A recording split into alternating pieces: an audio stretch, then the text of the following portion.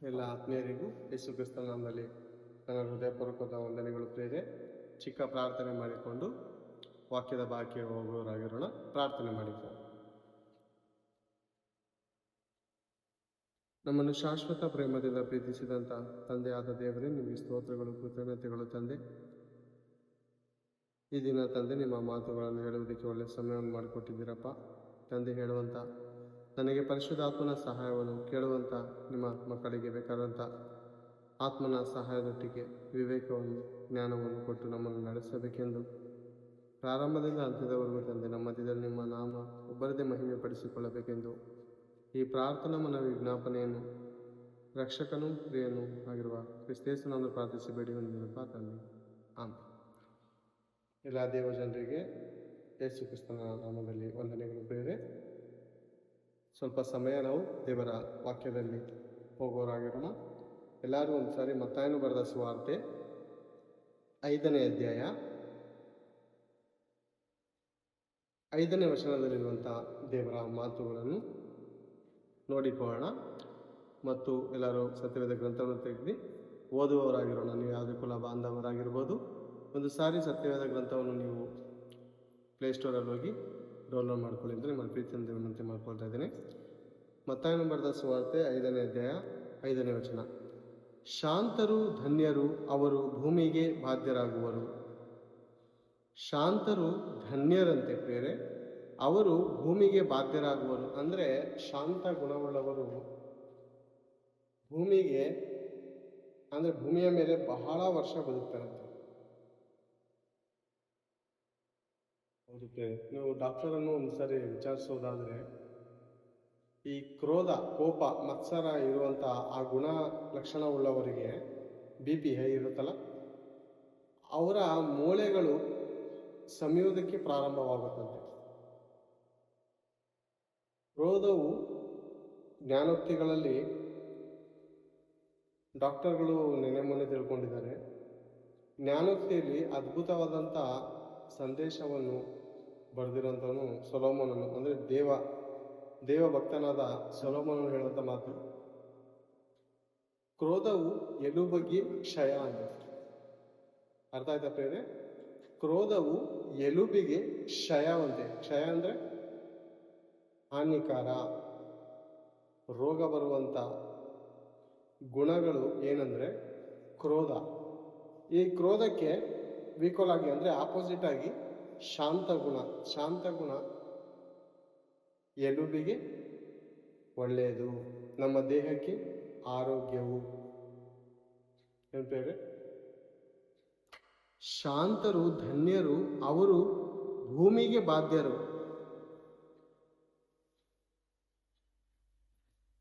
ಇನ್ನೊಂದು ಆಲೋಚನೆ ಮಾಡುವಾಗ ಬೇರೆ ನೋಡಿ, ಮನುಷ್ಯರ ಮಧ್ಯದಲ್ಲಿ ಕೆಲವೊಂದು ಕೋಪದ, ಆವೇಶದ ಮಾತುಗಳು ನಡೆಯುವಾಗ ಕೆಲವರು ಕೋಪವನ್ನು, ಆವೇಶವನ್ನು ತಡೆಯದೆ ಎದುರುಗಡೆ ಇರುವಂಥ ಮನುಷ್ಯನು ಏನೋ ಒಂದು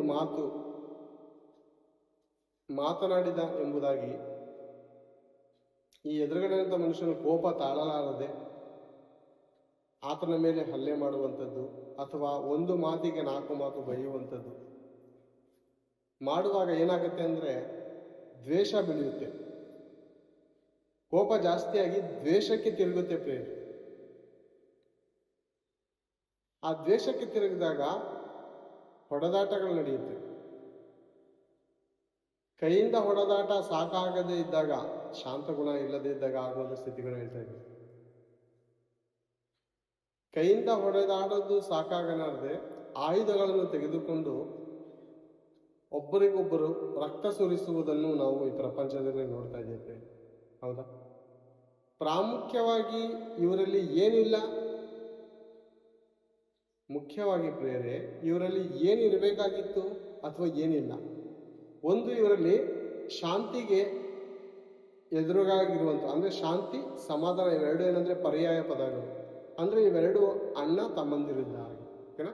ಶಾಂತಿ, ಸಮಾಧಾನ. ಇವರಲ್ಲಿ ಏನಿಲ್ಲ ಅಂದರೆ ಶಾಂತಿ ಗುಣ ಇಲ್ಲದರಿಂದ ಒಬ್ಬರಿಗೊಬ್ಬರು ಹೊಡೆದಾಡಿಕೊಂಡು ಹುಚ್ಚಾಡಿಕೊಂಡು ಸಾಯುವಂಥದ್ದು. ನೋಡಿ ಪ್ರೇಮಿ, ಶಾಂತಿ ಅನ್ನುವಂಥ ಗುಣ ಇಲ್ಲದೆ ಇದ್ದರೆ ಮನುಷ್ಯನು ಸಣ್ಣ ಪುಟ್ಟ ವಿಷಯಕ್ಕೆ ಕೋಪ ಮಾಡಿಕೊಳ್ಳುವಂಥದ್ದು, ಬೇಸರವಾಗುವಂಥದ್ದು, ತನ್ನನ್ನು ತಾನು ಸಮಾಧಾನ ಕೆಡಿಸಿಕೊಳ್ಳುವಂಥ ಪರಿಸ್ಥಿತಿಗೆ ಹೋಗ್ಬಿಡ್ತಾನೆ ಪ್ರಿಯರೇ. ಅದಕ್ಕೆ ಯೇಸು ಕ್ರಿಸ್ತನು ಹೇಳುತ್ತಿರುವಂಥ ಅದ್ಭುತವಾದಂಥ ಮಾತು ಪ್ರಪಂಚಕ್ಕೆ ಇದೊಂದು ಮಾತು ಪ್ರಿಯರೇ. ಮಹಾತ್ಮ ಗಾಂಧೀಜಿಯವರು, ಅವ್ರ ಹೆಸರು ಏನು ಬಂತು ಅಂದ್ರೆ ಮಹಾತ್ಮ ಅಂತ ಬಂತು ಪ್ರಿಯರೇ. ಯಾಕೆಂದ್ರೆ ಅವರು ಶಾಂತಿಯ ಹೋರಾಟವನ್ನು ಮಾಡಿದ್ರು, ಹೌದಾ? ಒಂದು ಕೆನ್ನೆಯ ಮೇಲೆ ಬಡಿದವನಿಗೆ ಮತ್ತೊಂದು ಕೆನ್ನೆಯನ್ನು ತೋರಿಸಂದ್ರೆ ಅಂದ್ರೆ ಇದ್ರದ್ದು ಏನ್ರ ಲಕ್ಷಣ? ಇದು ಯಾರ ಲಕ್ಷಣ? ಕ್ರಿಸ್ತನ ಸ್ವಭಾವವನ್ನು ಮಹಾತ್ಮ ಗಾಂಧೀಜಿಯವರು ಧರಿಸಿಕೊಂಡಂತ ಕಾರಣಕ್ಕೆ ಈ ದಿನ ಸ್ವತಂತ್ರ ದಿನಾಚರಣೆಯನ್ನು ನಾವು ಆಚರಿಸ್ತಾ ಇದ್ದೇವೆ. ಒಂದು ವೇಳೆ ಬ್ರಿಟಿಷ್ ಅವರು ಹೇಗೆ ಅವರು ನಮ್ಮ ಮೇಲೆ ಹಲ್ಲೆ ಮಾಡುವಂಥದ್ದು, ದೌರ್ಜನ್ಯ ಮಾಡುವಂಥದ್ದು ಸಹಿಸಲಾರದೆ ಇವರು ಕೂಡ ಆಯುಧಕ್ಕೆ ಆಯುಧವೇ ಅಂದುಕೊಂಡು ಆ ದಿನ ನಿಂತುಕೊಳ್ಳುತ್ತಿದ್ದರೆ, ಈ ದಿನ ಬಹಳ ಜನರ ನರಹತ್ಯೆ ಆಗಬೇಕಾಗಿದೆ. ಅರ್ಥ ಇದೆ ಪ್ರೇರೆ? ಮಹಾತ್ಮ ಗಾಂಧೀಜಿಯವರು ಯೇಸು ಕ್ರಿಸ್ತನ ಮಾತನ್ನು ಹಿಂಬಾಲಿಸಿದ್ದರಿಂದ ಸತ್ಯಾಗ್ರಹ, ಉಪವಾಸ, ಏನ್ರಿ ಉಪವಾಸ, ಈ ಉಪವಾಸ ಏನ್ ಮಾಡುತ್ತೆ ಅಂದ್ರೆ ದೇಹದ ಕ್ರೋಧ, ಕೋಪ, ಮತ್ಸರವನ್ನು ತಣ್ಣಗೆ ಮಾಡುತ್ತೆ ಪ್ರೇರೆ.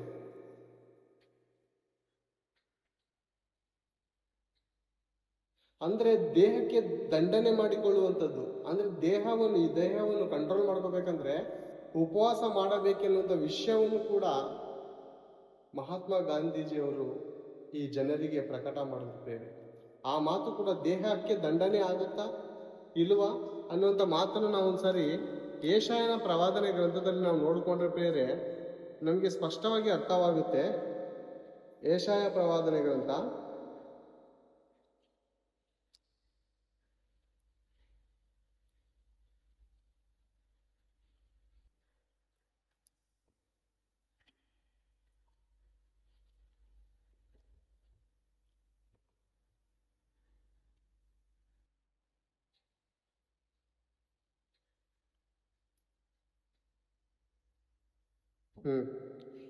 58ನೇ ಅಧ್ಯಾಯ 3ನೇ ವಚನದಲ್ಲಿ ಯೆಶಾಯ ಪ್ರವಾದನೆ ಗ್ರಂಥ 58:3, ನಾವು ಉಪವಾಸ ಮಾಡಿದ್ದೇವೆ, ನೀನು ಏಕೆ ಕಟಾಕ್ಷಿಸುವುದಿಲ್ಲ? ನಮ್ಮ ಆತ್ಮವನ್ನು ಕುಂದಿಸಿಕೊಂಡಿದ್ದೇವೆ, ನೀನು ಗಮನಿಸುವುದಿರುವುದೇಕೆ ಅಂದುಕೊಳ್ಳುತ್ತಾರೆ. ಓಕೆನಾ? ಆತ್ಮವನ್ನು ಕುಂದಿಸಿಕೊಳ್ಳುವುದಂದ್ರೆ ಕೆಲವರು ಆತ್ಮದಲ್ಲಿ ಗರ್ವಿಷ್ಠರಾಗಿರ್ತಾರೆ. ಅಂದ್ರೆ ಅಹಂಕಾರ ಸ್ವಭಾವ ಇರುತ್ತೆ ಬೇರೆ ಆತ್ಮದಲ್ಲಿ. ಅಂದ್ರೆ ಏನೋ ನಾನು ತುಂಬಾ ಕೋಟ್ಯಾಧೀಶ್ವರನು, ನನ್ನ ಮುಂದೆ ಶಕ್ತಿಶಾಲಿ ಯಾರೂ ಇಲ್ಲ ಅನ್ನುವಂಥ ಸ್ವಭಾವವುಳ್ಳವರು ಕೆಲವರು ಇರ್ತಾರೆ. ಈ ದೇಹ ದಂಡನೆ ಮಾಡ್ಕೋಬೇಕು, ಈ ದೇಹವನ್ನು ಕಂಟ್ರೋಲ್ ಮಾಡ್ಕೋಬೇಕಂದ್ರೆ ಏನ್ ಮಾಡ್ಬೇಕು ಅಂದ್ರೆ ಉಪವಾಸ ಮಾಡಬೇಕು ಅನ್ನುವಂಥ ವಿಷಯ ಯಾರು ಗೊತ್ತಾಯ್ತು? ಮಹಾತ್ಮ ಗಾಂಧೀಜಿಯವ್ರಿಗೆ ಗೊತ್ತಾದ ಕಾರಣಕ್ಕೆ ಉಪವಾಸ ಸತ್ಯಾಗ್ರಹವನ್ನು ಮಾಡಿದ್ರು. ಯಾಕೆ? ನಮ್ಮಲ್ಲಿರುವಂಥ ಜನರು ಒಂದು ವೇಳೆ ಕ್ರೋಧದಿಂದ ಆವೇಶ ಪಟ್ಟು ಅವರು ಮಾಡಿದ ಹಾಗೆ ನಾವು ಮಾಡೋಣ ಅಂತ ಒಂದು ವೇಳೆ ಕೈ ಎತ್ತಿದರೆ ಅವ್ರ ಕಡೆ ಜನರ ಇರುವಂಥ ಬಲವು ತುಂಬ ಹೆಚ್ಚಾಗಿದೆ, ನಮ್ಮ ಜನರಿಗೆ ಹಾನಿಯಾಗುವಂಥ ಪರಿಸ್ಥಿತಿಗಳಿರುತ್ತೆ. ಆದುದರಿಂದ ನಾವು ಉಪವಾಸ ಮಾಡಿದರೆ ನಮ್ಮನ್ನು ನಾವು ಕುಂದಿಸಿಕೊಳ್ಳುತ್ತೇವೆ. ಅಂದರೆ ನಮ್ಮ ಆತ್ಮ ನಮಗೆ ಸ್ವಧೀನದಲ್ಲಿ ಸಿಗುತ್ತೆ. ಈ ದೇಹಕ್ಕೆ ದಂಡನೆ ಸಿಕ್ಕಿದಾಗ ನಮ್ಮಲ್ಲಿ ಏನು ಗುಣ ಬರುತ್ತೆ? ಶಾಂತಿ ಗುಣ ಬರುತ್ತೆ, ಸಮಾಧಾನ ಗುಣ ಬರುತ್ತೆ. ಬೇರೆ ಬೆಳಗ್ಗೆ ನಾಷ್ಟ, ಮಧ್ಯಾಹ್ನ ಊಟ ಮಾಡದೇ ಇರೋಂಥ ಮನುಷ್ಯನನ್ನ ಕೋಪ ಬರೋ ಹಾಗೆ ನೀವು ಮಾತಾಡಿದ್ರು ಆತನಲ್ಲಿ ಕೋಪ ಬರುವಂತ ಚಾನ್ಸಸ್ ಬಹಳ ಕಡಿಮೆ ಇರುತ್ತೆ. ಸುಸ್ತು, ಸಂಕಟವಿರುತ್ತದೆ ಪ್ರಿಯರೇ ಮನುಷ್ಯನಿಗೆ. ಕ್ಯಾಸುವಲ್ ಆಗಿ ನಾವು ಸಿಂಪಲ್ ಆಗಿ ಅರ್ಥ ಮಾಡ್ಕೊಳ್ಳೋಣ ಪ್ರಿಯರೇ, ಬಹಳ ದೂರ ಹೋಗುವಂತ ಅವಶ್ಯಕತೆ ಇಲ್ಲ. ಉಪವಾಸ ಮಾಡೋದ್ರಿಂದ ಹೊಟ್ಟೆಯಲ್ಲಿ ಅನ್ನ ಇಲ್ಲದ ಕಾರಣಕ್ಕೆ ರೋಷ, ಆವೇಶ, ಕೋಪ, ಕ್ರೋಧ, ಮತ್ಸರವು ಇಲ್ಲದೆ ಕಂಟ್ರೋಲ್ ಆಗಿರುತ್ತೆ. ಅಂದ್ರೆ ಆತ್ಮ ಕುಂದಿರುತ್ತೆ, ಮುಖ ಸಪ್ಪಾಗಿರುತ್ತೆ. ಓಕೆನಾ? ಅವಾಗ ನಗಬೇಕಂದ್ರೂ, ನಗುವಂತ ಪರಿಸ್ಥಿತಿ ಬಂದ್ರೂ ನಗಲ್ಲ.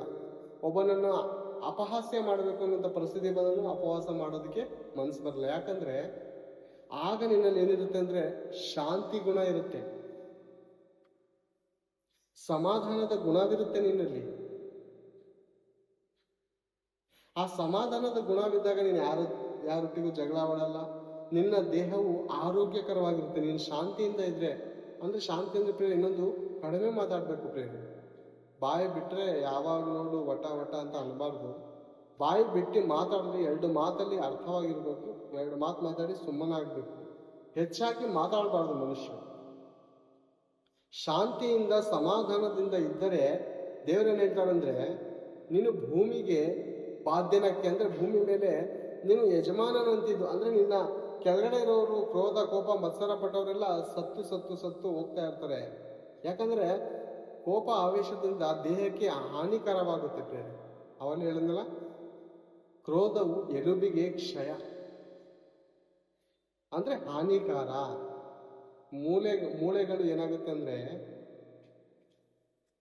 ಸಮಯೋದಕ್ಕೆ ಪ್ರಾರಂಭವಾಗುತ್ತೆ, ಅದು ಬೆಳವಣಿಗೆ ಆಗಲ್ಲ. ಅರ್ಥ ಆಯ್ತಾ? ಅದೇ ರೀತಿ ಬೇರೆ ಮತ್ತೊಂದು ವಚನವನ್ನು ನಾವು ನೋಡಿಕೊಳ್ಳೋಣ, ಮತ್ತೊಂದು ಮಾತನ್ನು ನಾವು ಗಮನಿಸೋಣ. ಜ್ಞಾನೋಕ್ತಿಗಳು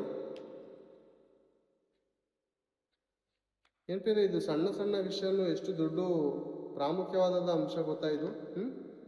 ಕೋಪ ಕ್ರೋಧದಿಂದ ಏನೇನಾಗುತ್ತೆ ಗೊತ್ತಾ? ಕೊಲೆಗಳಾಗುತ್ತೆ, ದ್ವೇಷ ಬೆಳೆಯುತ್ತೆ. ಎಷ್ಟೋ ವರ್ಷಗಳು ಒಬ್ರಿಗೊಬ್ರು ಮಾತಿರಲ್ಲ ಪ್ರೇರೆ, ಒಬ್ರಿಗೊಬ್ರು ಮಾತಾಡಲ್ಲ. ಸಂಬಂಧಿಕರಲ್ಲೇ ಕೆಲವರು ಏನೋ ಒಂದು ಮಾತು ಕೋಪದಿಂದ ಆಡಿರ್ತಾರೆ, ಬಾಯಲ್ಲಿ ಕಂಟ್ರೋಲ್ ಇಲ್ಲದೆ, ನಾಲಿಗೆಯಲ್ಲಿ ಕಂಟ್ರೋಲ್ ಇಲ್ಲದೆ ಕೋಪದಿಂದ ಮಾತಾಡಿರ್ತಾರೆ. ಅದೇನಾಗುತ್ತೆ ಅಂದ್ರೆ ಬೇರೆ ಸುಮಾರು ತಲೆಮಾರುವರೆಗೂ ಅವರು ಮರೆಯಲ್ಲ ಆ ಮಾತು. ಯಾಕೆ? ಈತನು ನನಗೆ ಇಂಥ ಮಾತನ್ನು ಮಾತಾಡ್ದ, ಅವರು ಮನೆಯವ್ರಿಗೆ ಹೇಳ್ತಾರೆ, ನೀವು ಅವ್ರ ಹತ್ರ ಸಾಯೋವರೆಗೂ ಅವ್ರ ಹತ್ರ ಮಾತಾಡ್ಬೇಡಿ, ಅವನು ಸತ್ತೋಗ್ತಾನೆ. ಅವನ ಮಗನಿಗೆ ಹೇಳಿರ್ತಾನೆ, ಇವ್ರ ಹತ್ರ ಮಾತಾಡ್ಬೇಡಪ್ಪ, ಎದುರುಗಡೆ ಮನೆಯವ್ರು ನಮ್ಮ ಸಂಬಂಧಿಕರೇ ಅವರು, ನಮಗೂ ಅವ್ರಿಗೂ ಜಗಳ ಆಗಿದೆ, ಮಾತು ಬೆಳೆದಿದೆ, ಅವ್ರು ನಮ್ಗೆ ಅನ್ಬಾರ್ದ ಮಾತನ್ನು ಹೊಂದಿದ್ದಾರೆ, ಆದುದರಿಂದ ಅವರೊಟ್ಟಿಗೆ ಮಾತಾಡಬೇಡ ಅಂತ ಈ ರೀತಿ ಕೋಪ ಬೆಳೆಸಿಕೊಳ್ಳುವಂಥದ್ದು. ಇದು ಸಮಾಧಾನ ಇದ್ದರೆ, ಶಾಂತಿ ಇದ್ದರೆ ಈ ಕೋಪದ ಮಾತುಗಳು ಬರುತ್ತಾ ಬೇರೆ ಬರಲ್ಲ. ಅದಕ್ಕೆ ಕ್ರಿಸ್ತನು ಅನುಭವದಿಂದ ಮಹಾಜ್ಞಾನದಿಂದ ಹೇಳುವಂಥ ಮಾತು, ಶಾಂತರು ಭೂಮಿಗೆ ಬಾಧ್ಯರು. ಮತ್ತೊಂದು ವಚನವನ್ನು ನಾವು ನೋಡುವಾಗ ಜ್ಞಾನೋಕ್ತಿಗಳು 16ನೇ ಅಧ್ಯಾಯ 32ನೇ ವಚನವನ್ನು ಒಂದು ಸಾರಿ ಗಮನಿಸೋಣ. 32ನೇ ವಚನ, ಜ್ಞಾನೋಕ್ತಿಗಳು 16ನೇ ಅಧ್ಯಾಯ 32ನೇ ವಚನ.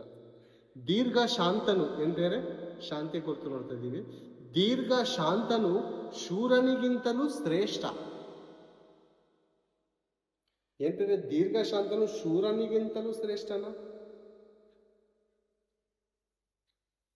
ದೀರ್ಘ ಶಾಂತನು ಈ ಪ್ರಪಂಚದಲ್ಲಿ ಬೇರೆ ಯಾವ ರೀತಿ ಪರಿಚಯ ಮಾಡ್ತಾರೆ ಅಂದ್ರೆ, ಯಾಕಂದ್ರೆ ಸಿನಿಮಾಗಳಲ್ಲಿ ತೋರಿಸುವಂಥದ್ದು ಇಂಥದ್ದೇ ಬೇರೆ. ಒಂದು ಮಾತು ಎದುರುಗಡೆ ಇರುವಂಥ ಮನುಷ್ಯ ವಿಲನ್ ಮಾತಾಡ್ದಂದ್ರೆ ಹೀರೋ 4 ಏಟು ಹೊಡುವಂಥದ್ದು, ಅಥವಾ ಹೀರೋ ಏನಾದ್ರು ಮಾತಾಡಿದ್ರೆ ವಿಲನ್ 4 ಏಟು ಹೊಡೆಯುವಂಥದ್ದು.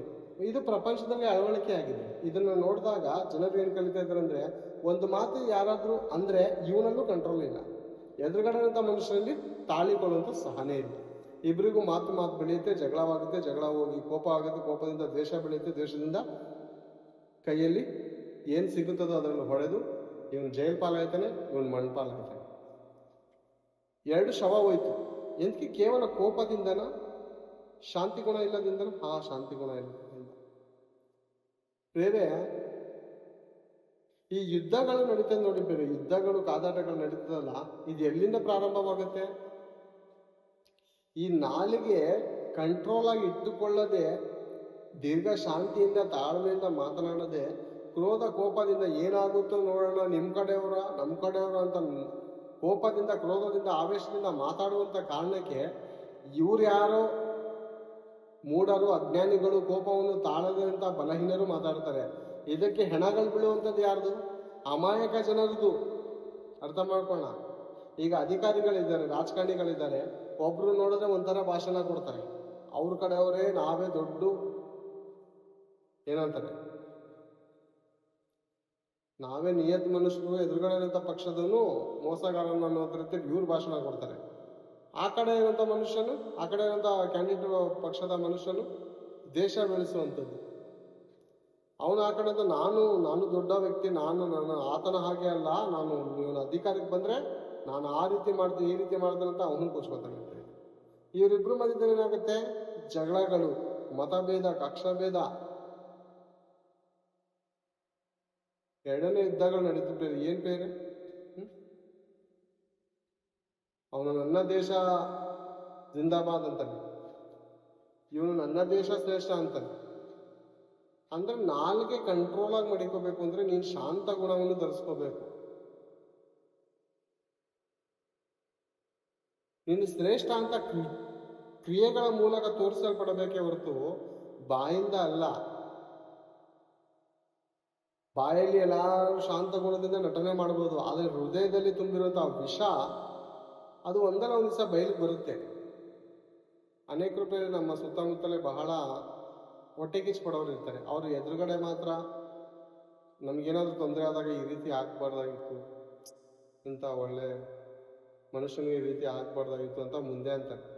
ಹಿಂದ್ಗಡೆ ಅವ್ರ ಆಲೋಚನೆ ಏನಿರುತ್ತೆ ಗೊತ್ತಾ? ಇವ್ನು ಹಾಗೆ ಸರಿ ಹೋಯ್ತು, ಯಾವ ನೋಡಿ ಏಸು ಅಂತ ಇರ್ತಾನೆ.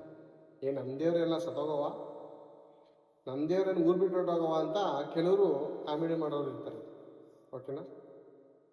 ಅಂದ್ರೆ ಏನು? ಹೊರಗಡೆ ಮಾತ್ರ ಶಾಂತಿ ಗುಣ, ಒಳಗಡೆ ಮಾತ್ರ ಕ್ರೋಧ, ಕೋಪ, ಮತ್ಸರ, ಹೊಟ್ಟೆ ಕಿಚ್ಚು, ಪ್ರಪಂಚ ಪ್ರಿಯ. ಅದಕ್ಕೆ ದೇವ್ರು ಹೇಳ್ತಾರೆ, ಅದು ದೀರ್ಘ ಶಾಂತನು ಶೂರನಿಗಿಂತಲೂ ಶ್ರೇಷ್ಠನ. ಹೌದು, ಶೂರನಿಗಿಂತಲೂ ಶ್ರೇಷ್ಠ. ನಿನ್ನ ಎದುರುಗಡೆನಂತ ಮನುಷ್ಯನು ತಪ್ಪು ಮಾಡಿದಾಗ ಅವನನ್ನು ನೀನು ಹೊಡೆಯುವಂತ ಶಕ್ತಿ ನಿನ್ನಲ್ಲಿದ್ದರೂ ಆ ಎದುರುಗಡೆ ಇರುವಂತ ಮನುಷ್ಯನನ್ನು ನೀನು ಕ್ಷಮಿಸಿ, ನಿನ್ನ ತಮ್ಮನ ಹಾಗೆ, ನಿನ್ನ ಅಣ್ಣನ ಹಾಗೆ, ನಿನ್ನ ತಂದೆಯ ಹಾಗೆ, ನಿನ್ನ ಮಗನ ಹಾಗೆ ಆತನನ್ನು ನೀನು ನೋಡುವಾಗ ಅಲ್ಲಿಗೆ ದ್ವೇಷ, ಕ್ರೋಧ, ಕೋಪ ಮುಗಿದೋಗುತ್ತೆ ಪ್ರಿಯರೇ. ನೀನು ಸಮಾಧಾನವಾಗಿರ್ತೀಯ. ಯಾರಾದ್ರೂ ಒಂದು ಏಟು ಹೊಡೆದ ಅಂತ ಹೇಳಿ, ಹೌದಾ, ಸರಿ ಹೊಡ್ಕೊಳ, ಈಕೆನನ್ನು ತೋರಿಸ್ತಾ ಅನ್ಕೊಳ್ಳಿ. ಎದುರುಗಡೆ ಇರೋಂಥ ಮನುಷ್ಯನಿಗೆ ನಾಚಿಕೆ ಆಗುತ್ತೆ. ನಾನೇನು ಇವನು ನನಗೆ ಹೊಡೆಯೋಕ್ಕಿಂತ ಮುಂಚೆ ನಾನೇ ಇವನ್ನ ಹೊಡೆದು ಉಳಿಸೋಣ ಅಂತ ಹೊಡೆದೆ, ಆದರೆ ಇವನ್ ಪಾಪ ಮತ್ತೊಂದು ಕೆನೆ ತೋರಿಸ್ತಾ ಇದ್ದಾನಲ್ಲ. ಅಂದ್ರೆ ಶಾಂತಿ ಗುಣದಲ್ಲಿ ಧೈರ್ಯ ಇರುತ್ತೆ ಪ್ರೇರೆ. ಹೊಡೆದಾಟ ಹೇಗೆ ಪ್ರಾರಂಭ ಆಗುತ್ತೆ ಅಂದ್ರೆ ಪ್ರೇರೆ, ಒಂದೇಟು ಎದುರುಗಡೆ ಅಂತ ಮನುಷ್ಯನ ಹೊಡೆಯೋಕ್ಕಿಂತ ಮುಂಚೆ ಇವನೇ ಹೊಡೆದೇ ಅವನ್ನ ಸೋಲಿಸ್ಬಿಡೋಣ, ನಾನು ಒಂದೇಟು ತಿಂದ್ರೆ ನಂಗೆ ಸಹಿಸಕ್ಕಾಗಲ್ಲ ಅಂತ ಸ್ಥಿತಿಲಿ ಎದುರುಗಡೆ ಅಂತ ಹೆದರ್ಕೊಂಡು. ಈಗ ಕೊಲೆಗಳು ಅದೆಲ್ಲ ನಡೆಯೋದು ಹೇಗೆ ಅಂದ್ರೆ, ಎದುರುಗಡೆ ಇದ್ದ ಕ್ಯಾಂಡಿಡೇಟ್ ಇವನ್ನ ಸಾಯಿಸ್ತೀನಿ ಅಂತ ಅವನ ಆಲೋಚನೆ ಮಾಡ್ತಾ ಇರ್ತಾನೆ. ಅವನು ಸಾಯಿಸ್ಬಿಡ್ತಾನಂತ ಭಯಕ್ಕೋಸ್ಕರ ಇವನು ಒಂದು 10 ಜನನ ಸೇರಿಸ್ಕೊಂಡು ಗ್ಯಾಂಗ್ನ ಗ್ಯಾದರಿಂಗ್ ಮಾಡ್ಕೊಂಡು ಹೋಗಿ ಅವನ ಕೊಲೆ ಮಾಡೋದು. ಅಂದ್ರೆ ಭಯ. ಶಾಂತಿ ಗುಣ ಇಲ್ಲ. ಶಾಂತಿ ಗುಣ ಇದ್ರೆ ಏನು? ಅವನು ಬರ್ಲಿ, ಏನ್ ತಪ್ಪಾಗಿದೆ ಕುತ್ಕೊಳ್ಳೋಣ, ಮಾತಾಡೋಣ. ನಮ್ಮ ಕಡೆ ತಪ್ಪಾಗಿದ್ಯಾ, ಎದುರುಗಡೆ ಮನುಷ್ಯನ ತಪ್ಪಾಗಿದ್ಯಾ, ಮಾತಾಡೋಣ. ಅದಕ್ಕೆ ದೇವ್ರು ಹೇಳ್ತಾರೆ, ದೀರ್ಘ ಶಾಂತನು ಶೂರನಿಗಿಂತಲೂ ಶ್ರೇಷ್ಠ. ನಿನ್ನಲ್ಲಿ ಶಾಂತಿ ಗುಣ ಇದ್ರೆ ನೀನು ಜಯಶಾಲಿ, ನೀನೇ ಧೈರ್ಯಶಾಲಿ. ನೀನು ಹೆದರುವಂತ ಅವಶ್ಯಕತೆ ಇಲ್ಲ. ನೀನು ಹೊಡೆಯುವಂತ ಶಕ್ತಿ ನಿನ್ನಲ್ಲಿ ಇದೆ, ಆದ್ರೆ ಹೊಡೆಯದೆ ನೀನು ಶ್ರಮಿಸ್ತಿ ಅಂದ್ರೆ ನೀನ್ ಯಾರು? ಶೂರನು. ಎದುರುಗಡೆ ಇರುವಂತ ಮನುಷ್ಯನು ಏಟ್ ತಿನ್ನೋದಕ್ಕೆ ಆತನಿಗೆ ಭಯ, ಅದಕ್ಕಾಗಿ ಅವನು ನಾನು ಕೊಲೆ ಮಾಡ್ತಾ ಇದ್ದೆ. ಆದ್ರೆ ಅವನು ಯಾರು? ಹೆದರಿಕೆ ಉಳ್ಳವನು. ಲೋಕದ ಭಾಷೆಯಲ್ಲಿ ಹೇಳ್ತಾರೆ, ಹೆದರಿ ಹೋಳುವವನು ಅಂದ್ರೆ ಹೇಳಿ ಅಲ್ವಾ? ದೇವರು ಹೇಳುವಂತ ಅದ್ಭುತವಾದ ಮಾತು. ಮತ್ತೆ ಕೆಳಗಡೆ ವಚನ ಓದೋಣ. ದೀರ್ಘಶಾಂತನು ಶೂರನಿಗಿಂತಲೂ ಶ್ರೇಷ್ಠ, ತನ್ನನ್ನು ಆಳುವವನು ಪಟ್ಟಣವನ್ನು ಗೆದ್ದವನಿಗಿಂತಲೂ ಬಲಿಷ್ಠ. ಅಂದ್ರೆ ನಿನ್ನನ್ನ ನೀನು ಆಳ್ವಿಕೆ ಮಾಡ್ತಾ ಇದೀಯಾ, ನಿನ್ನ ಕಣ್ಣನ್ನ ನೀನು ಕಂಟ್ರೋಲ್ ಆಗಿ ಮಾಡ್ಕೋತಾ ಇದೀಯಾ, ಇದು ನಿನ್ನ ಮಾತನ್ನು ಕೇಳುವ ಹಾಗೆ ಇದು ನಿನ್ನ ಸ್ವದಿನದಲ್ಲಿದೆಯಾ? ಶಾಂತಿಯಿಂದ ನಿನ್ನ ಕಣ್ಣನ್ನು ಪರಿಶುದ್ಧದ ಕಡೆಗೆ ತಿರುಗಿಸ್ತಾ ಇದೀಯಾ? ಶಾಂತಿಯಿಂದ ನಿನ್ನ ಕೈಯನ್ನು ಒಳ್ಳೆ ಕೆಲಸಕ್ಕೋಸ್ಕರ ಬಳಸ್ತಾ ಇದೀಯಾ? ಸಮಾಧಾನದ ಮಾರ್ಗದಲ್ಲಿ ನಿನ್ನ ಕಾಲನ್ನು ನಡೆಸ್ತಾ ಇದೀಯಾ? ದೀರ್ಘ ಶಾಂತಿಯಿಂದ ನೀನು ಮತ್ತೊಬ್ಬನ ಜೊತೆ ಮಾತಾಡ್ತಾ ಇದೀಯಾ? ಅಥವಾ ಇದು ಹೇಳಿದ ಪದಗಳಿಗೆ ಎದುರಾಗಿ ಬಿದ್ದು ನಿನ್ನ ಆಯುಷ್ಕಾಲವನ್ನು ಭಯಂಕರವಾದ ರೀತಿಯಲ್ಲಿ ಮುಗಿಸ್ಕೊಂಡು ಈ ಲೋಕವನ್ನು ಬಿಟ್ಟು ಹೋಗ್ತಾ ಇದೀಯಾ? ಆಲೋಚನೆ ಮಾಡೋಣ. ಯೇಸು ಪ್ರಭುವಿನ ಮಾತು ಅದ್ಭುತವಾದ ಮಾತಿರುತ್ತೆ. ಆತನ ಮಾತಿನಲ್ಲಿ ಏನಿರುತ್ತೆ ಗೊತ್ತಾ? ಮಹಾಜ್ಞಾನವಿರುತ್ತೆ. ದೀರ್ಘ ಶಾಂತನಾಗಿದ್ರೆ ನೀನು ಶೂರನಿಗಿಂತಲೂ ಶ್ರೇಷ್ಠ. ಕೋಪ, ಆವೇಶ, ಕ್ರೋಧ, ನನ್ನನ್ನು ಯಾರು ಮುಟ್ಟುವರು, ನನಗಿಂತಲೂ ಬಲಿಷ್ಠನು ಯಾರಿಲ್ಲ ಅಂದರೆ ಮಣ್ಪಾಲಾಗೋದು ಮೊದಲನೇದಾಗಿ ನೀನೇ. ಯಾಕಂದರೆ ನೀನು ಅಂದ್ಕೊಂಡಿದ್ದೆ ನೀನು ಶೂರನು ಅಂತ. ನಿನ್ನಲ್ಲಿ ಕೋಪ, ಆವೇಶ, ಕ್ರೋಧ ತಡೆಯುವಂಥ ಕೆಪಾಸಿಟಿ ನಿನ್ನಲ್ಲಿ ಇಲ್ಲದ ಕಾರಣಕ್ಕೆ ಒಂದು ಭಯಂಕರವಾದ ರೋಗಗಳು ಬರುತ್ತೆ. BP ಶುಗರ್ ಹೆಚ್ಚಾಗುತ್ತೆ. ಒಳಗಡೆ ಇರುವಂಥ ಹುಳಗಳು ನಿನ್ನನ್ನು ತಿಂದು ಮೂಳೆ ಮನುಷ್ಯನಾಗಿ ಮಾಡುತ್ತೆ. ಕ್ರೋಧವು, ಅದೇ ಹೇಳ್ತೆ, ಕ್ರೋಧವು ಎಲುಬಿಗೆ ಕ್ಷಯ.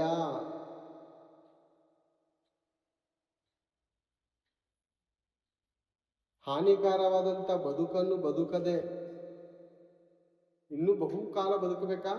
ನೀನು ಈ ಭೂಮಿಗೆ ಬಾಧ್ಯನಾಗಬೇಕಾ? ಆದುದರಿಂದ ನೀನು ಶಾಂತಿಯಿಂದ ಇರು, ಸಮಾಧಾನದಿಂದ ಇರು. ಹೇಗಿರೋದಕ್ಕೆ ಸಾಧ್ಯ? ಎಲ್ಲಿ ಸಿಗುತ್ತೆ ಈ ಶಾಂತಿ? ಇದುವರೆಗೂ ಶಾಂತಿ ಶಾಂತಿ, ದೀರ್ಘ ಶಾಂತಿ, ಸಮಾಧಾನ ಎಲ್ಲ ನೋಡು. ಎಲ್ಲಿ ಸಿಗುತ್ತೆ ಈ ಶಾಂತಿ? ಹುಡುಕಿದ್ರೆ ಯಾವುದಾದ್ರು ಸಮಾಧಾನದ ಮಾರ್ಗವನ್ನು ಹುಡುಕಿದ್ರೆ ಯಾವುದಾದ್ರು ಎಲ್ಲಿ ಸಿಗುತ್ತೆ ಈ ಶಾಂತಿ, ಈ ಸಮಾಧಾನ ಎಲ್ಲಿ ಸಿಗುತ್ತೆ? ಬಾರಂಡಿಲಿ ಸಿಗುತ್ತಾ? ಖಂಡಿತ ಸಿಗಲ್ಲ. ಅರ್ಧ ಗಂಟೆ 1 ಅವರ್ ಕಿಕ್ಕು ಏರಿ ಇಳಿಯೋವರೆಗೂ. ವ್ಯಭಿಚಾರದಲ್ಲಿ ಸುಖ ಸಿಗುತ್ತಾ? 5 ನಿಮಿಷ 10 ನಿಮಿಷ, ಒಂದು ರಾತ್ರಿ ಅಷ್ಟೇ. ನಿನ್ನ ಜೀವನ ನರಕದ ಪಾಲು. ನೆಕ್ಸ್ಟು ಇಸ್ಪೀಟ್ ಆಟದಲ್ಲಿ, ಜೂಜಾಟದಲ್ಲಿ ನೀನು ನೆಮ್ಮದಿ ಸಿಗುತ್ತೆ ಅನ್ಕೊಂಡಿದ್ಯಾ? ಸ್ವಲ್ಪ 1 ದಿವಸ 2 ದಿವಸ ನಿಮ್ಗೆ ಹಣ ಬರುವ ಹಾಗೆ ತೋಚುತ್ತೆ. ಆಮೇಲೆ ನಿನ್ನ ಮನೆ ಮಠ ಎಲ್ಲವನ್ನು ಮಾರ್ಕೊಂಡು ಬೀದಿ ಪಾಲಾಗಿ ಇಲ್ಲ ಆತ್ಮಹತ್ಯೆ ಮಾಡ್ಕೋಬೇಕು ಅಂದರೆ ಹುಡುಬಿಟ್ಟು ಹೋಗ್ಬೇಕು. ಓಕೆನಾ? 4, ಹುಡುಕುತನದಲ್ಲಿ ಸಿಗಲ್ಲ, ವ್ಯಭಿಚಾರದ ಜೀವಿತದಲ್ಲಿ ಸಿಗಲ್ಲ. ಅನೇಕ ಜೂಜಾಟಗಳ ನೀನು ಹಣ ಕಟ್ಟಿ ನಾನು ಏನೋ ಶಾಂತಿಯಿಂದ ಸಮಾಧಿಯಿಂದ ಎಲ್ಲ ಹಣವನ್ನು ದೋಚ್ಕೋತೀನಿ ಅಂದರೆ ಇದರಲ್ಲಿ ನಿನಗೆ ಶಾಂತಿ ಸಮಾಧಾನ ಸಿಗೋದಿಲ್ಲ. ಮತ್ತೆಲ್ಲಿ ಸಿಗುತ್ತೆ ಶಾಂತಿ? ಒಂದ್ಸಾರಿ ಸತ್ಯವೇದ ಬೈಬಲ್ ಗ್ರಂಥದಲ್ಲಿರುವಂಥ ಅದ್ಭುತವಾದ ಮಾತನ್ನು ನೋಡೋಣ.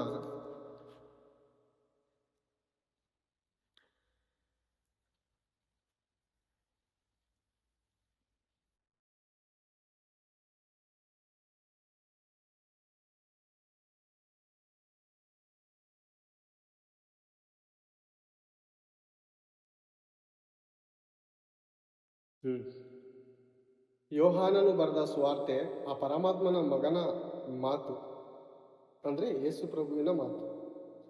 ಯೋಹಾನನು ಬರೆದ ಸುವಾರ್ತೆ 16ನೇ ಅಧ್ಯಾಯ 33ನೇ ವಚನದಲ್ಲಿರುವಂಥ ದೇವರ ಪರಮಾರ್ಥದ ಮಾತನ್ನು ತಿಳಿದುಕೊಳ್ಳೋಣ.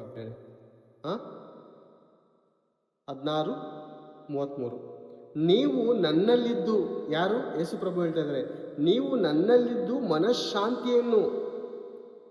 ಮನಃಶಾಂತಿಯನ್ನು ಹೊಂದಿದವರಾಗಿರಬೇಕೆಂದು ಇದನ್ನೆಲ್ಲ ನಿಮಗೆ ಹೇಳಿದ್ದೇನೆ. ಯಾವುದನ್ನೆಲ್ಲ? ಕ್ರೋಧ, ಕೋಪ, ಮತ್ಸರ, ವ್ಯಭಿಚಾರ, ಕಳ್ಳತನ, ಕೊಲೆ, ಇದನ್ನೆಲ್ಲ ಬಿಡಬೇಕಾಗತ್ತೆ. ಮನಃಶಾಂತಿ, ದೇವರ ವಾಕ್ಯವನ್ನು ಓದಿದಾಗ ಇದನ್ನ ಬಿಡೋದಕ್ಕೆ ಬೇಕಾದಂಥ ಬಲವನ್ನು ದೇವರು ಕೊಡ್ತಾರೆ. ನೀವು ನನ್ನಲ್ಲಿರಬೇಕು. ನೀವು ನನ್ನಲ್ಲಂದ್ರೆ ನೀವು ನನ್ನಲ್ಲಿಯೂ ಮಾತ್ರ ಸಾಕ? ದೇವರ ವಾಕ್ಯ ನಿಮ್ಮಲ್ಲಿಯೂ ಇರಬೇಕು. ನೀವು ದೇವರಲ್ಲಿ, ದೇವರು ನಿಮ್ಮಲ್ಲಿ ಇರಬೇಕು. ಹೌದಾ? ಹೌದು. ಯೇಸು ಕ್ರಿಸ್ತನು ದ್ರಾಕ್ಷೆ ಬಳ್ಳಿ ಆಗಿದ್ದಾನೆ, ನಾವು ಕೊಂಬೆಗಳು. ಒಬ್ಬನು ನನ್ನಲ್ಲಿಯೂ ಅವನು ನನ್ನಲ್ಲಿಯೂ ನಾನು ಅವನಲ್ಲಿಯೂ ಇದ್ದರೆ ಅವನೇ ಬಹಳ ಫಲ ಕೊಡುವನು. ಬಹಳ ಫಲ ಕೊಡುವುದರಿಂದ ತಂದೆಯಾದ ಪರಮಾತ್ಮನಿಗೆ ಮಹಿಮೆ ಉಂಟಾಗುವುದು. ಯಾವುದ ಫಲ? ಫಲ ಯಾವುದು ನೋಡೋಣ ಪ್ರಿಯರೇ. ಆ ಮಾತನ್ನು ನೋಡಿಕೊಳ್ಳೋಣ. ಎಂಥ ಫಲ ಕೊಡ್ತಾ ಇದ್ದೇವೆ ನಾವು? ದೇವರು ಬಯಸುವಂಥ ಫಲ ನಮ್ಮಲ್ಲಿ ಇದೆಯಾ, ಅಥವಾ ಉಳುಕು ಫಲವೇನಾದರೂ ಕೊಡ್ತಾ ಇದ್ದೀವಾ ಅಂತ ಒಂದು ಸಾರಿ ನಮ್ಮನ್ನು ನಾವು ಪರೀಕ್ಷೆ ಮಾಡಿಕೊಳ್ಳೋಣ ಪ್ರಿಯರೇ. ನಮ್ಮನ್ನು ನಾವು ವಿಚಾರಿಸಿಕೊಂಡ್ರೆ ನ್ಯಾಯ ವಿಚಾರಣೆಗೆ ನಾವು ಗುರಿ ಆಗಲ್ವಂತೆ ಪ್ರಿಯರೇ.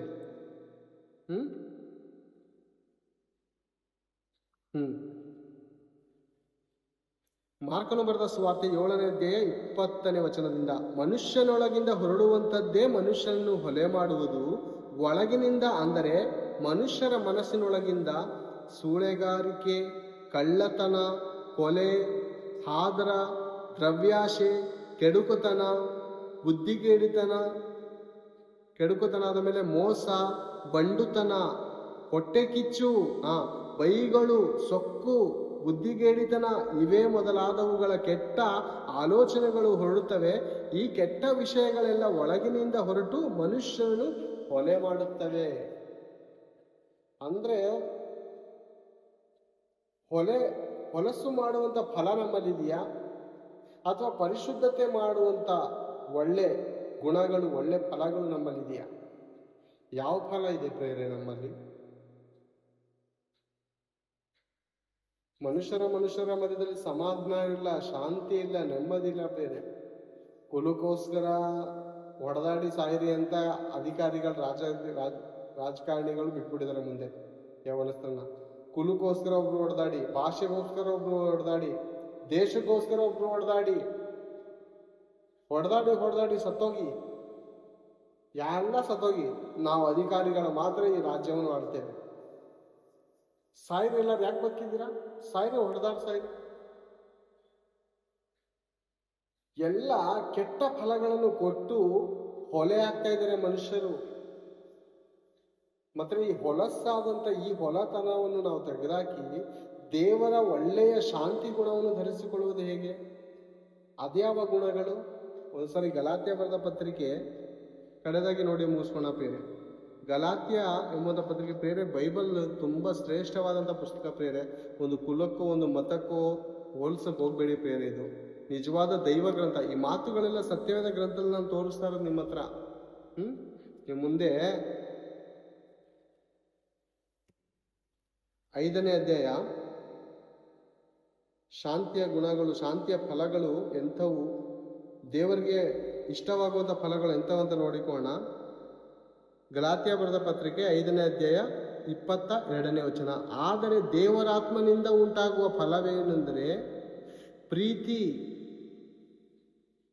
ನಿನ್ನಲ್ಲಿ ಶಾಂತಿ ಗುಣ ಇದ್ರೆ ಎದುರುಗಡೆ ಇರುವಂಥ ಮನುಷ್ಯನು ಕೋಪ, ಆವೇಶ, ಕ್ರೋಧದಿಂದ ಬರುವಾಗ ನಿನ್ನಲ್ಲಿ ಪ್ರೀತಿ ಇತ್ತು ಅಂದ್ರೆ ಆ ಮನುಷ್ಯನನ್ನು ಆ ಪ್ರೀತಿಯ ಮೂಲಕನೇ ಸೋಲಿಸಬಹುದು. ಯೇಸು ಕ್ರಿಸ್ತನು ಈ ದಿನ 400 ಕೋಟಿ ಕ್ರೈಸ್ತರನ್ನು ಗೆದ್ದಿರೋದು ಯಾವುದರಿಂದ? ಭಯಪಡಿಸಿನ ನಿನ್ನ ಪಾಪಗಳು ಕ್ಷಮಿಸಲ್ಪಟ್ಟಿವೆ. ನೀನು ಮೊದಲನ ಹಾಗೆ ಬದುಕಬೇಡ ಮನುಷ್ಯನೇ. ನಿನ್ನ ಪಾಪವನ್ನು ನಾನು ಕ್ಷಮಿಸೋದಕ್ಕೆ ಪ್ರಾಣವನ್ನೇ ಕೊಟ್ಟಿದ್ದೇನೆ. ಪ್ರಾಣವನ್ನೇ ಕೊಟ್ಟುವ ಪ್ರೀತಿಗಿಂತ ಮತ್ಯಾವುದೂ ಇಲ್ಲ. ಅದೇ ದೇವರು ಹೇಳ್ತಾ ಇದ್ರೆ, ಪ್ರೀತಿ, ಸಂತೋಷ, ಸಮಾಧಾನ, ಈಗ ಗೊತ್ತು ನೋಡಿ, ದೀರ್ಘ ಶಾಂತಿ. ಪ್ರೀತಿ, ಸಂತೋಷ, ಸಮಾಧಾನ, ದೀರ್ಘ ಶಾಂತಿ, ದಯೆ, ಉಪಕಾರ, ನಂಬಿಕೆ, ಸಾಧುತ್ವ ಎಂಬುವಂತ 9 ಫಲಗಳಿಂದ ನೀನು ತುಂಬಿದವನಾಗಿರ್ಬೇಕು. ತಾಯಿಯ ಗರ್ಭದಲ್ಲಿ 1 ತಿಂಗಳಿಗೆ 1 ಅಂಗ, ಮತ್ತೊಂದು ತಿಂಗಳಿಗೆ ಮತ್ತೊಂದು ಅಂಗ, ಮತ್ತೊಂದು ತಿಂಗಳಿಗೆ ಒಂದೊಂದು ಅಂಗಗಳು ಹೇಗೆ 9 ತಿಂಗಳು ಅದು ಫಲಭರಿತವಾಗಿ ಮಗು ತಾಯಿಯ ಗರ್ಭದಿಂದ ಹೊರಗಡೆ ಬರುತ್ತೋ, ಹಾಗೆ ನೀನು ಪ್ರೀತಿಗೆ ಶಾಂತಿ, ಶಾಂತಿಗೆ ಸಮಾಧಾನ, ಸಮಾಧಾನಕ್ಕೆ ದೀರ್ಘ ಶಾಂತಿ, ದೀರ್ಘ ಶಾಂತಿಗೆ ದಯೆ, ಉಪಕಾರ, ನಂಬಿಕೆ, ಸಾಧುತ್ವ ಎಂಬುವಂತ 9 ಫಲಗಳಿಂದ ನೀನು ಪರಿಪೂರ್ಣವಾಗಿ ಈ ಲೋಕದಲ್ಲಿ ಬದುಕುವಾಗ ನೀನು ಹಸುಗುಸಿನ ಹಾಗೆ ಇರ್ತೀಯ. ತಾಯಿ ಗರ್ಭದಲ್ಲಿ ಮಗು ಬರುವಾಗ ಅದರಲ್ಲಿ ಏನಾದ್ರೂ ಕಲ್ಮಶ ಇರುತ್ತಾ? ಹೊಟ್ಟೆ ಕಿಚ್ಚಿರುತ್ತಾ? ಜಗಳಾಗಿರುತ್ತಾ? ಅದರಲ್ಲಿ ಏನಿರುತ್ತೆ ಬೇರೆ? ಆ ರೀತಿ ಯೇಸು ಕ್ರಿಸ್ತನ ಹೇಳ್ತಾರೆ ಗೊತ್ತಾ, ನೀವು ತಿರುಗಿ ಚಿಕ್ಕ ಮಕ್ಕಳಂತೆ ಆಗದಿದ್ದರೆ ಪರಲೋಕ ರಾಜ್ಯಕ್ಕೆ ಸೇರಲಾರಿರಿ. ನೀವು ಒಳ್ಳೆ ಫಲವನ್ನು ಕೊಡದೇ ಇದ್ದರೆ ಈ ಭೂಮಿಗೆ ಬಾಧ್ಯರಾಗಲಾರಿರಿ. ಅದಕ್ಕೆ ಯೇಸು ಪ್ರಭು ಹೇಳಿದಂಥ ಮಾತು ಮತ್ತಾಯನ ಬರೆದ ಸುವಾರ್ತೆ 5ನೇ ವಚನ, 5ನೇ ಅಧ್ಯಾಯದಲ್ಲಿ 5ನೇ ಅಧ್ಯಾಯ 5ನೇ ವಚನದಲ್ಲಿ, ಶಾಂತರು ಧನ್ಯರು, ಅವರು ಭೂಮಿಗೆ ಬಾಧ್ಯರು. ಎಂತೇಳಿ ಅರ್ಥ ಆಯ್ತಾ? ಭೂಮಿಗೆ ನಾವು ಬಾಧ್ಯರಾಗಬೇಕು, ಶಾಂತಿಯಿಂದ ಜೀವಿಸ್ಬೇಕು. ಏನಿರ್ಬೇಕು ನಮ್ಮ ಹತ್ರ? ಈ ದೇವರ ವಾಕ್ಯ, ಈ ಸತ್ಯವೇದದಲ್ಲಿರುವಂಥ ದೇವರ ವಾಕ್ಯ ನಮ್ಮಲ್ಲಿದ್ದರೆ ದೈವಿಕ ಗುಣಲಕ್ಷಣಗಳು ನಮ್ಮಲ್ಲಿರುತ್ತವೆ. ಈ ಭೂಮಿಯಲ್ಲಿ ಬಹು ವರ್ಷ ಬದುಕ್ತೇವೆ. ಸತ್ತ ನಂತರ ಯೇಸು ಕ್ರಿಸ್ತನ ನಾಮದಲ್ಲಿ ದೀಕ್ಷಾಸ್ನಾನ ತೆಗೆದುಕೊಂಡು ಪಾಪ ಪರಿಹಾರವನ್ನು ಮಾಡಿಕೊಂಡ್ರೆ ಪರಲೋಕದಲ್ಲಿ ನಾವು ಬಾಧ್ಯಸ್ಥರಾಗಿರ್ತೇವೆ. ಈ ಭೂಮಿಯಲ್ಲೂ ಬಾಧ್ಯಸ್ಥರು, ಸತ್ತ ನಂತರ ಪರಲೋಕದಲ್ಲೂ ಬಾಧ್ಯಸ್ಥರು. ಮೋಶೆ ಪ್ರಿಯರೇ ಸುಮಾರು ಲಕ್ಷಾಂತರ ಜನರನ್ನು ನಡೆಸಬೇಕಂದ್ರೆ ಯಾವ ರೀತಿಯಿಂದ ನಡೆಸ್ತಾ? ಆತನು ದೀರ್ಘ ಶಾಂತಿಯಿಂದ. ಆತನ ಹಾಗೆ ಶಾಂತನು, ಸಾತ್ವಿಕನು. ಅದ್ಭುತವಾದಂಥ ದೇವ ಮನುಷ್ಯನ ಪ್ರೇರೆ. ಎಷ್ಟು ಲಕ್ಷಾಂತರ ಜನ ಅವನ ಎದುರಾಗಿ ಬಿದ್ದರು, ಅವನ ವಿರುದ್ಧವಾಗಿ ಮಾತಾಡಿದರು. ದೇವರ ಪಾದವನ್ನು ಹಿಡ್ಕೊಂಡು ಆತನಂತ ಬಳಿಯಲ್ಲಿ ಶಾಂತಿ ಕೇಳಿದ. ದೇವ್ರೆ, ಇವರನ್ನು ನಡೆಸೋದಕ್ಕೆ ಬೇಕಾದ ತಾಳ್ಮೆ ಕೊಡು, ಸಹನೆ ಕೊಡು ದೇವ. ಇವ್ರ ಮಾತುಗಳು ಚುಚ್ಚುವಂತ ಮಾತುಗಳು, ಕೋಪ ಆವೇಶಗಳನ್ನು ಎಬ್ಬಿಸುವಂತ ಮಾತುಗಳು. ಆದ್ರೆ ಇವರನ್ನು ದೀರ್ಘ ಶಾಂತಿಯಿಂದ ನಾನು ನಡೆಸಿಕೊಂಡು ಹೋಗಿ ಕಾನಾನಿಗೆ ಸೇರಿಸುವುದಕ್ಕೆ ನನಗೆ ದಯಮಾಡಿ ನನಗೆ ಶಾಂತಿ ಗುಣ ಕೊಡುತ್ತೇವೆ ಅಂತ ಎಷ್ಟು ಪ್ರಾರ್ಥನೆ ಮಾಡಿರ್ಬೋದು. ದೇವರಿಂದ ಹೊಂದಿಕೊಂಡನ, ಹೌದು, ಶಾಂತಿ ಗುಣವನ್ನು ಹೊಂದಿಕೊಂಡ ಅನೇಕರನ್ನು ದೇವರ ಕಡೆಗೆ ನಡೆಸುವುದಕ್ಕೆ ಆತನಿಗೆ ಶಾಂತಿ ಸಮಾಧಾನ ದೊರೆತು. ಈ ದಿನ ಕ್ರೈಸ್ತರಾದಂಥ ನಾವೇ ಆಗಿರ್ಬೋದು, ಅನ್ಯ ಜನರೇ ಆಗಿರ್ಬೋದು, ನಿಮ್ಮಲ್ಲಿ ಶಾಂತಿ ಗುಣವಿದ್ದರೆ ನೀವು ಆತ್ಮಗಳನ್ನು ಗೆಲ್ಲುವಂಥ ಜ್ಞಾನಿಗಳಾಗ್ತೀವಿ. ನಿಮ್ಮಲ್ಲಿ ಶಾಂತಿ ಇಲ್ವಾ, ಆವೇಶ, ಕ್ರೋಧ, ಕೋಪ, ಮತ್ಸರದಿಂದ ನೀವು ಎದುರುಗಡೆಯುವಂಥ ಮನುಷ್ಯನನ್ನು ಕಳ್ಕೊಂಡ್ರ ಅವನು ನಿಮ್ಮನ್ನು ಮತ್ತೆ ಸಿಗೋದಿಲ್ಲ.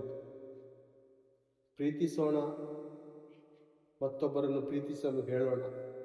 ದೀರ್ಘ ಶಾಂತಿಯಿಂದ ಈ ಲೋಕದ ಯಾತ್ರೆಯನ್ನು ಮುಗಿಸಿಕೊಂಡು ದೇವರಿರುವಂಥ ಮಹಾಲೋಕಕ್ಕೆ ನಾವು ನೀವು ಸೇರಿಯವರಾಗಿರೋಣ ಎನ್ನುವಂಥ ಮಾತನ್ನು ಹೇಳುತ್ತಾ ಕಡೆಯದಾಗಿ ಮುಗಿಸ್ತಾ ಈ ಪ್ರಾರ್ಥನೆ ಮಾಡಿಕೊಳ್ಳೋಣ. ಕೊನೆಯದಾಗಿ ಎಲ್ಲರೂ ಕಣ್ಣು ಮುಚ್ಚಿಕೊಳ್ಳೋಣ. ನಮ್ಮನ್ನು ಅಧಿಕವಾಗಿ ಪ್ರೀತಿಸುವಂಥ ತಂದೆಯಾದ ದೇವರೇ, ನಿಮಗೆ ಸ್ತೋತ್ರಗಳು ತಂದೆ.